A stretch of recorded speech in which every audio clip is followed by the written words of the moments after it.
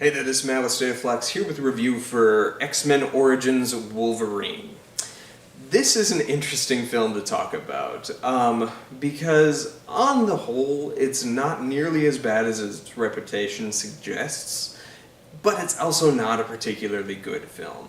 It does the core problem that I have with all origin films, and does so just so frustratingly.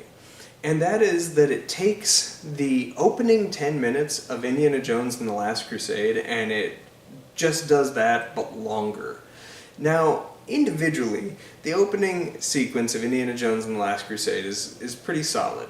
But when you examine it, all the core details that we know about Indiana Jones come from one formative moment in his life at a young age that contextualizes everything to come. We learn how he gets his hat, we learn how he gets his scar on his chin, we learn how he gets his whip, we learn how he develops a love for getting archaeology like treasures into a museum, and how he's willing to take from people who are trying to take themselves, but for all the wrong reasons, right? This is kind of that, as are most prequel films, if I'm being honest.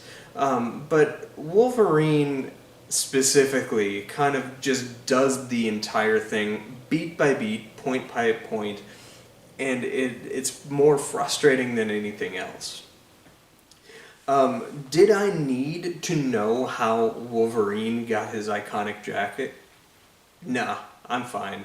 Like, the information that we learn of how he undergoes the Weapon X program is much more interesting left ambiguous than given firm detail, as this film does. Now, speaking to the positives of the film, I think Hugh Jackman is really, really good in it. I think he gives the best performance he had given in this film, better than he even did in the original 3 films. To this point, this is his best performance as the character of Wolverine. He gives it his all. The film itself has really, really good energy. I think that Gavin Hood is a good filmmaker, and he was able to execute well in certain things, or certainly able to pull fairly strong performances from the core actors. I think Liev Schreiber is an incredible presence in the film. He's both a menacing villain and a great physical threat to somebody like Hugh Jackman. That is pretty impressive. I think Ryan Reynolds' casting as Deadpool is spot on, and I think the first sequence we get with him is really, really good. And if they'd just kind of done that the whole way through and just never gave him his face mask, I think that would have been fine. Whoever's decision it was to take the merc with the mouth and rid him of his mouth is like, what are you doing? Like, just honestly, what are you doing? But more back to the positives. I'm trying to stay positive. I think they put better use to Cyclops in this film than he'd been given in the previous 3 films. You get to see the strength of his power, which had been muted so in the 3 previous films.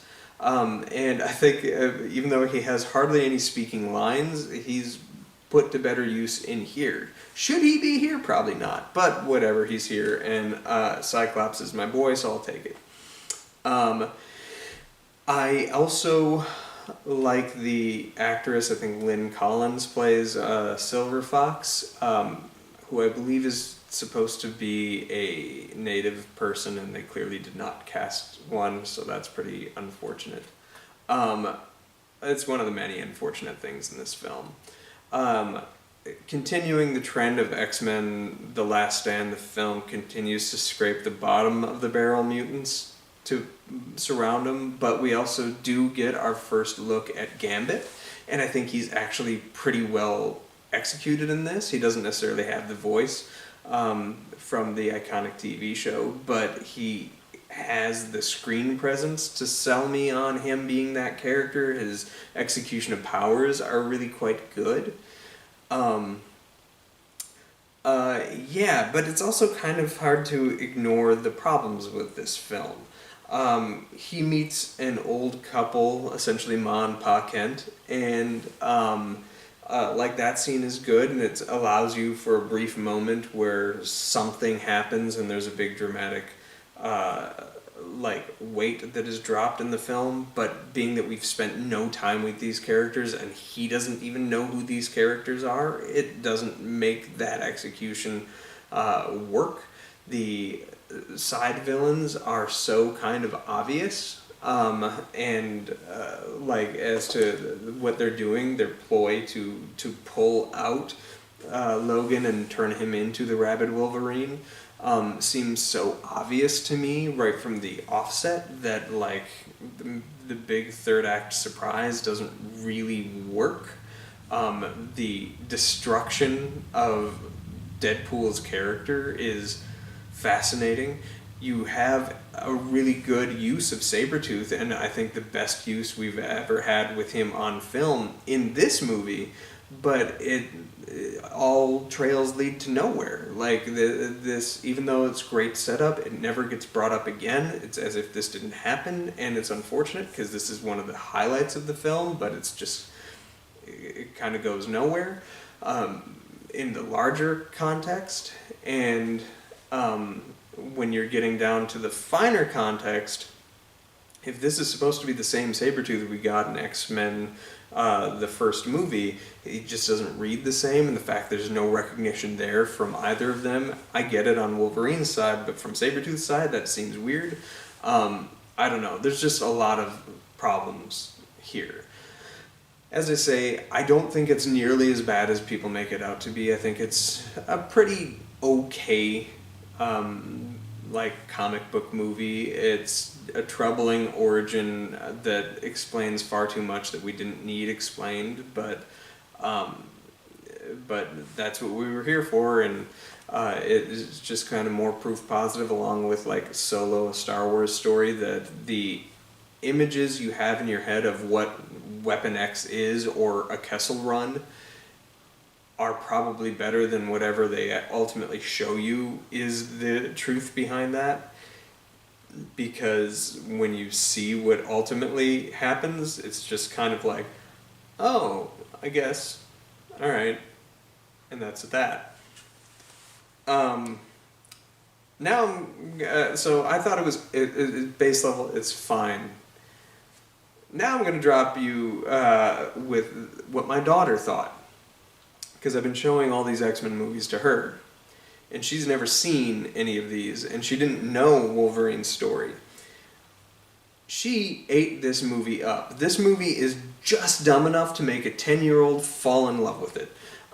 She was all about learning about how Wolverine got his jacket, and she was all about how he got the metal bonded to his body, and she was all about seeing Cyclops in school before he went to school, and how he became an X-Men, and how he never saw Wolverine. Like, whoa, their paths have been so tied together, and yet they've been so far apart, because one can't remember each other, and the other one just simply didn't see him.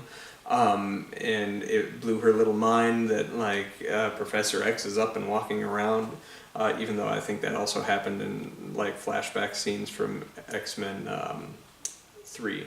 But she was all about it. When the film hit its conclusion, she loved the action in this. When the film hit its conclusion, she liked it. She said this was her favorite X-Men movie, which is hilarious.